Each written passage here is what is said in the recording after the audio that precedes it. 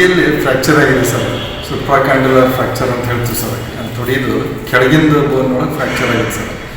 ಮೆಟ್ಲು ಎಲ್ಲೇನು ಆಯ್ತಂತಂದ್ರೆ ಭಾಳ simple sir, POP plaster ಹಾಕಿ ಅಥವಾ ಫೈಬರ್ ಕಾಸ್ಟ್ ಹಾಕಿ ಮಾಡ್ಬೋದು. ಇದು ಕೆಳಗೆ ಸ್ಪಾಂಡುಲರ್ ಫ್ರ್ಯಾಕ್ಚರ್ ಆಗಿದ್ದರಿಂದ ಸ್ವಲ್ಪ ಕ್ರಾಸ್ ಪಿನ್ನಿಂಗ್ ಮಾಡ್ಬೇಕಾದ್ರೆ ನಾವು ಸ್ಟ್ರೇಟ್ ಪಿನ್ನಿಂಗ್ ಮಾಡೋದು ಭಾಳ ಈಸಿ ಸರ್, ಕ್ರಾಸ್ ಪಿನ್ನಿಂಗ್ ಮಾಡೋದು ವೆರಿ ಡಿಫಿಕಲ್ಟ್ ಸರ್. ಮತ್ತು ಅಂಥದ್ರೊಳಗಿನ ಸರ್ ಇದು ಭಾಳ ಸೆನ್ಸಿಟಿವ್ ಸರ್, ಹೆದರ್ಕೊಂಡು ಬಿಡ್ತಾವೆ ಮುಟ್ಟಿದ ತಕ್ಷಣ.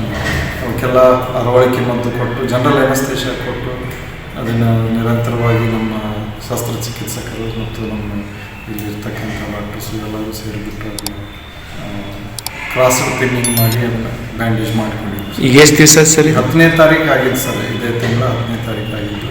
ಇವತ್ತಿಗೆ 9 ದಿವಸ ಆಯ್ತು ಸರ್. ಚೇತರಿಸ್ಕೊಂಡಿದ್ದೆ, ಸರಿಯಾಗಿ ಊಟನೂ ತೊಗೊಳ್ತಾ ಇದೆ, ನೀರು ಕುಡಿತಾ ಇದೆ.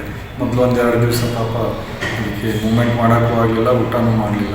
ನಾವು ಸಲಾಯಿನ ಹಾಕಿಬಿಟ್ಟು ಮತ್ತು ಆ್ಯಂಟಿಬಯೋಟಿಕ್ಸು. ಸರ್ ನೆಕ್ಸ್ಟು ಅದನ್ನು ಎಲ್ಲಿ ಕಳಿಸಿ? ಹಾಂ ಸರ್, ಸದ್ಯ ಇದು ಇನ್ನೊಂದು ವಾರ ಅಥವಾ 2 ವಾರ ಇಲ್ಲೇ ಇಟ್ಕೊಳ್ತೀವಿ ಸರ್. ಅದು ರಿಕವರ್ ಆದಮೇಲೆ ಬ್ಯಾಂಡೇಜ್ ಚೇಂಜ್ ಮಾಡಿ ಫಾರೆಸ್ಟ್ ಡಿಪಾರ್ಟ್ಮೆಂಟ್ನವ್ರಿಗೆ ಹ್ಯಾಂಡ್ ಓವರ್ ಮಾಡ್ತೀವಿ. ನಂತರ ಅವರು ಅಲ್ಲಿ ಫಾರೆಸ್ಟ್ನಲ್ಲಿ ಬಿಡ್ತಾರೆ ಸರ್.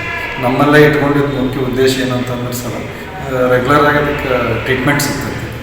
ಫಾರೆಸ್ಟ್ ಡಿಪಾರ್ಟ್ಮೆಂಟ್ನವ್ರಿಗೆ ಕೊಟ್ಬಿಟ್ರೆ ತೊಗೊಂಡು ಹೋಗ್ತಿದ್ರು, ಬಟ್ ಅವರು ಡೈಲಿ ತೊಗೊಂಡ್ಬಂದು ಟ್ರೀಟ್ಮೆಂಟ್ ಮಾಡೋದು ಭಾಳ ಕಷ್ಟ ಆಗ್ತೈತೆ ಸರ್.